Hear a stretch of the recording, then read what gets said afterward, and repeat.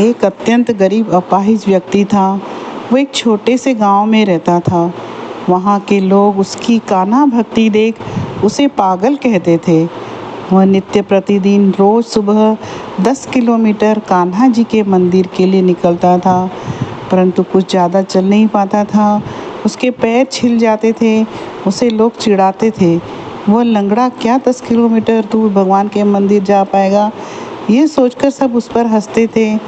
प्रभु श्री कृष्ण की भक्ति में लीन वह अपाहिज रुकता नहीं था।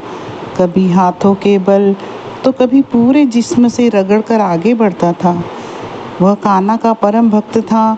जब उसका साहस टूट जाता, बिल्कुल भी नहीं हिल पाता, तो कान्हा को पुकारता और कहता, मेरे प्रभु, मैं आपके मंदिर नहीं आ पाऊँगा, और रोने लगता। फिर रास्ते में पड़ा कोई भी पत्थर उठाता और जहाँ होता वहीं कान्हा की पूजा, कान्हा की भक्ति में लीन हो जाता। आश्चर्य तो तब होता जब उस जगह कान्हा को पूछता, उसी जगह कान्हा का मंदिर बन जाता और खुद कान्हा जी उसके पास आते और उसकी भक्ति से प्रसन्न हो उससे कहते, मांगो वत्स, तुम्हें क्या वर चाहिए। पर वह अपाहिज कुछ नहीं कहता, बस उसकी पूजा में लीन हो जाता। प्रत्येक दिन यही क्रम चलता।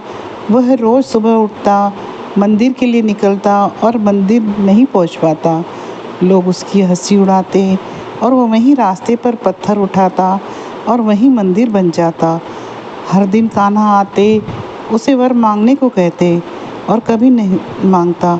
एक दिन वह मंदिर जाने के लिए निकला।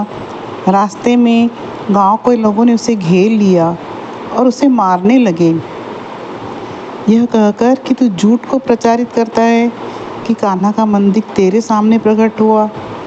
कान्हा तेरे सामने प्रकट होते हैं, तू अपाहिज 1 किलोमीटर भी नहीं चल पाता, और तू कहाँ से कान्हा जी के मंदिर पहुँच गया। गांव वालों ने उसे बहुत मारा, उसकी वैसाखी तोड़ दी। वह अपाहिज हंसते हंसते सब सह गया और जहाँ गिरा वहीं कान्हा की भक्ति करने लगा। मंदिर फिर बन गया। कान्हा जी प्रकट हुए और उसकी हालत देखकर कहने लगे, हे भक्त, तुम क्यों इतना कष्ट सहते हो? वर मांग क्यों नहीं लेते? मैं अभी तुम्हारे पैर और दुनिया की तमाम सुविधाएं एक क्षण में दे दूंगा।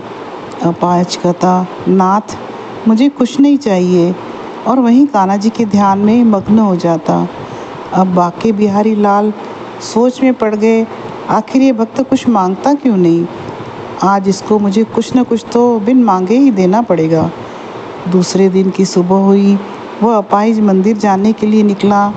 जैसे ही रास्ते तक पहुंचा, वहीं एक बड़ी सी गाड़ी उसके पास आकर रुकी और उसमें से एक सुंदर व्यक्ति निकला और वो कान्हा जी का मंदिर उस अपाहिज से पूछने लगा। अपाहिज ने उसे रास्ता बताया और कहा कि मैं भी वहीं जा रहा हूँ, आप पहुँचो, मैं भी आता हूँ, तुम मेरे साथ चलो। तुम इतनी दूर कैसे पैदल जाओगे? मैं अपनी गाड़ी में ले चलता हूँ।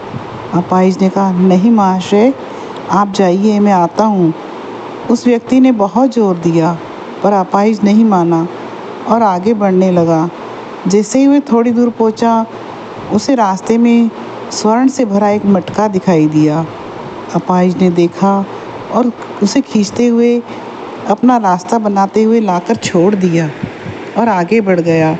बढ़ते बढ़ते उसे रास्ते पर एक भवन दिखाई दिया, जिसे विश्वकर्मा ने देवताओं के लिए आज ही बनाई हो, और उस भवन से आवाज़ आई, अंदर आ जाओ, ये भवन, नौकर चाकर, स्वर्ण, हीरे, माणिक, धन, वैभव सब तुम्हारा होगा। अपाहिज ने उसे अनसुना कर आगे बढ़ने लगा।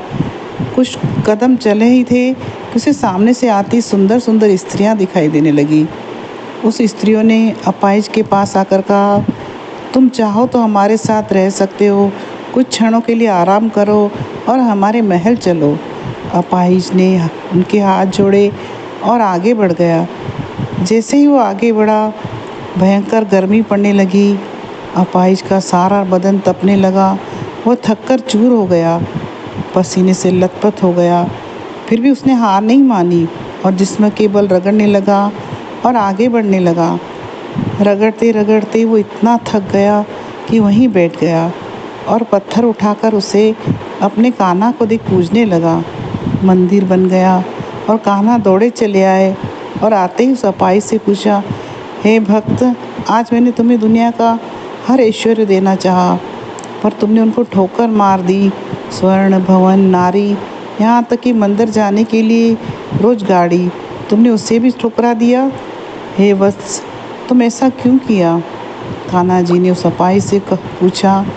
अपाई ने कहा, हे प्रभु, आपने गाड़ी भेजी, पर यह क्यों भूल गए?